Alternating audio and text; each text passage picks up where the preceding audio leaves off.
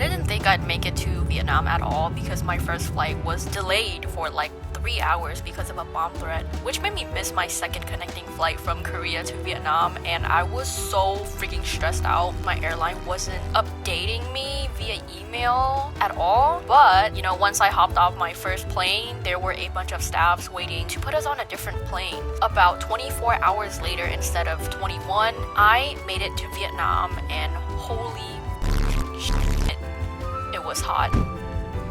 But it was nice. It was nice to be back home.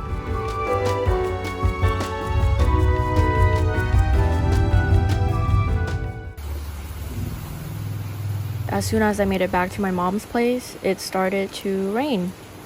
The kind of rain I longed for 6 years to enjoy in person, actually. It felt nice. My mom has always been a talented woman. Not only does she run a salon, now she also has a boba business on the side. And here I am about to have some good boba for free.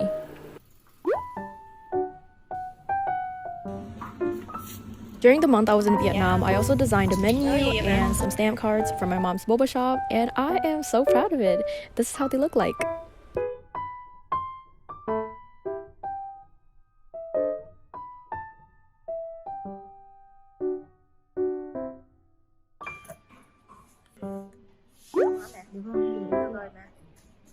This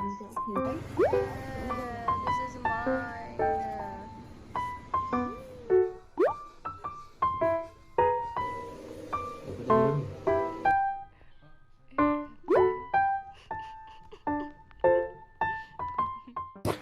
Okay guys, so I'm sharing this room with my grandma, and this is my little setup for now. By for now, I mean for the whole month, and it's like really messy and it's really dirty, but that's okay. I'll clean it up later, just not now.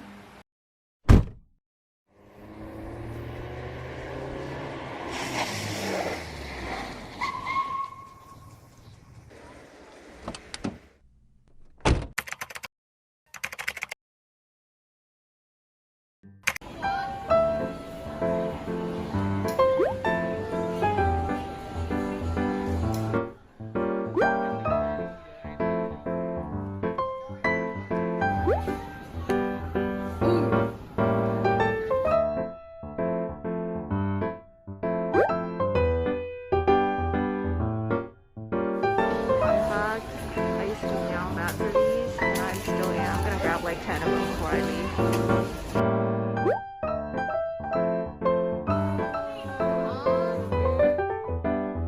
They put the little clothes thing on these M&Ms.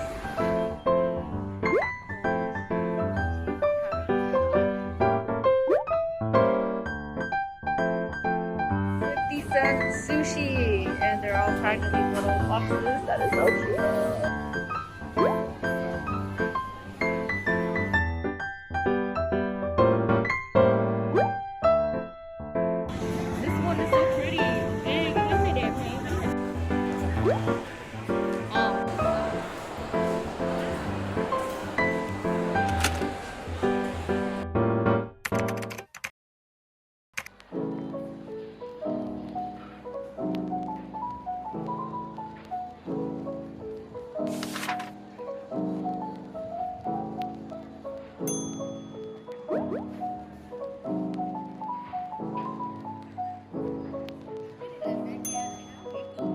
Leave it to my hip cousin who knows all the Korean spots in Vietnam.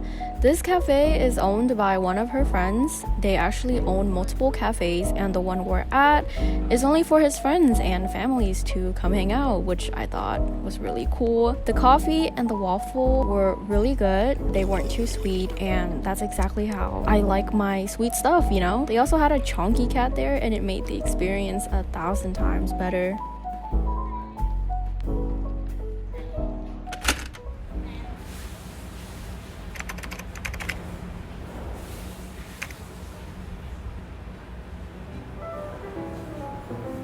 This is my cousin roommate's dog. Despite this being our first time seeing each other, she was extremely affectionate to me, and it melted my heart. She's just so mellow and lovely.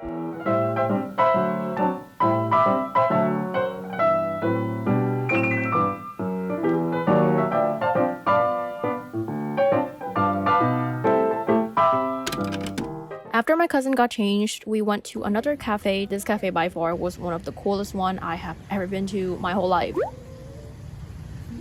And it has like 3 floors. The interior was so cozy. It's not every day I get to enjoy coffee on a ship.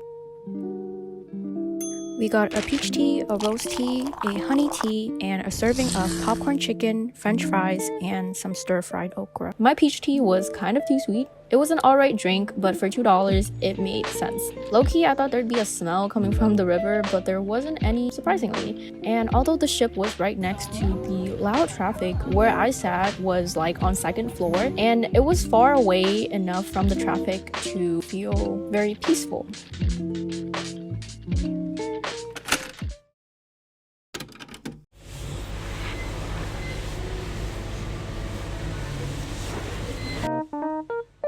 Hey guys, so on this day, my cousin is taking me to paint these little statues we used to paint when we were little, but back then it didn't happen in a bookstore. So on the way to the top floor where the painting happens, a lot of cute things caught my eyes.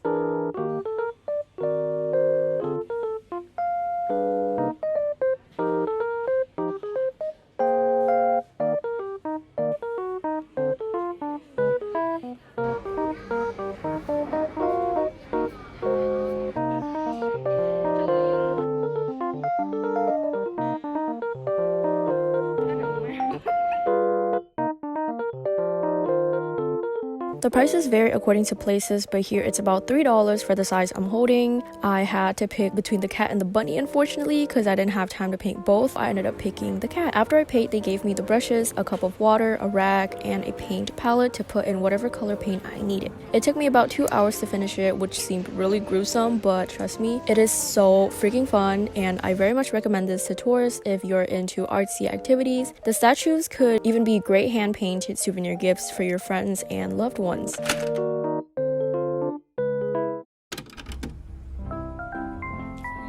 guys, today my family and I are heading to Vung Tau, which is now a tourist location among the Vietnamese, but what it has always been for me was where my relatives live, and every time we come out is to visit them. The car ride took about 2 hours, and the first thing we did there was eat. And then after that, we walked to Vung Tau's main attraction, which was the beach.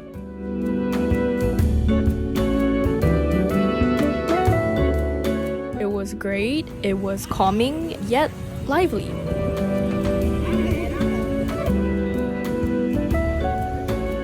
And there's just something about this contrasting atmosphere that made it so easy for others, including me, to stay for hours until it gets really dark. And when I finally got bored of the beach, I went around looking for little statues to paint, and I came across this adorable pug.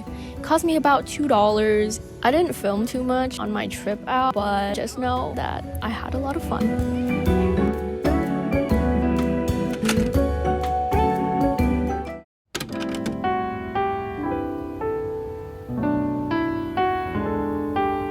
You know, I've always wanted to visit a cat cafe in general, and it was difficult for me to visit one regularly back in the US, but here in Vietnam, it was extremely easy to visit one. I wouldn't call this place a cafe per se. More accurately, it's a room about 200 square feet for about 17 cats with really poor air circulation. But the good things were the cute cats, of course, and I also didn't need to pay entry fees, but ordering a drink was encouraged, which cost about $2 for one, and I got a peach green tea. I feel like the lack of chairs and tables and poor air circulation are some things the cafe should work on. Besides, I had a really good time with the cats, especially this one that is scratching me out of love and not out of pure hatred at all. No.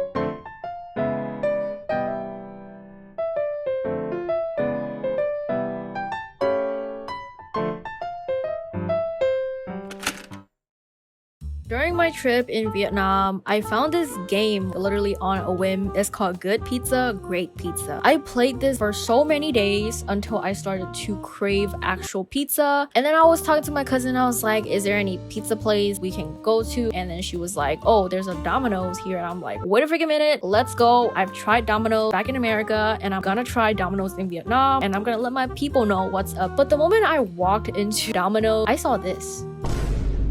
Now, I wasn't sure what was going on, but I can tell that they're gonna film something, or they filmed already, or they are in the middle of filming something. I could not tell, but no one stopped me from going in, which was like super weird. And I couldn't walk in and order anything. My anxiety got the best of me, so I was just like, okay, let's just look for a different pizzeria. And then bam, conveniently right next door, there's this pizzeria called The Pizza Company. They also had this promotion going on every Tuesday and Wednesday where you buy one and you get another pizza for free. I went ahead and ordered 2 Hawaiian seafood pizza for about $15, and you cannot tell me that's not a steal, because it is. What's crazy is that they taste even better than the American pizzas. I shit you not. And I don't care what y'all say, pineapples belong on pizzas.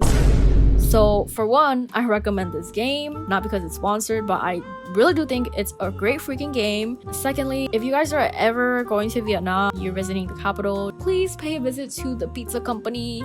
I mean, this place has my heart and I'm sure it'll capture your hearts as well. I don't think I've ever experienced luxurious karaoke until this trip back to Vietnam, especially until I stepped inside of White Star Karaoke.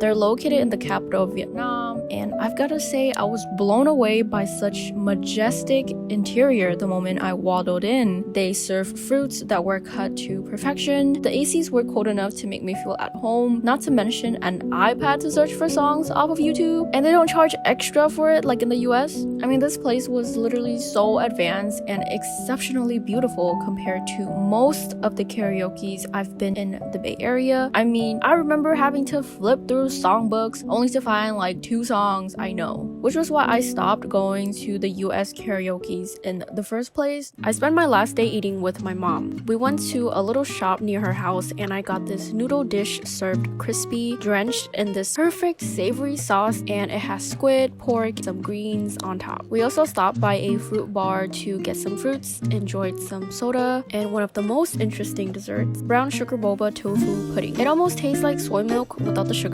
but in jelly form with brown sugar boba. It was my first time having it. It was not too sweet, just the way I like it actually.